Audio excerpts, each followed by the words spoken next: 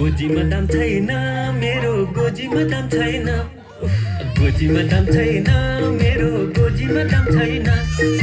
कान्छीलाई घुम्न लैजाऊ कि भन्छु गोजीमा दाम छैन कान्छीलाई घुम्न लैजाऊ कि भन्छु गोजीमा दाम छैन चिठी त लेखे मयूरको पखले पठाउन काम छैन चिठी त लेखे मयूरको पखले पठाउन काम छैन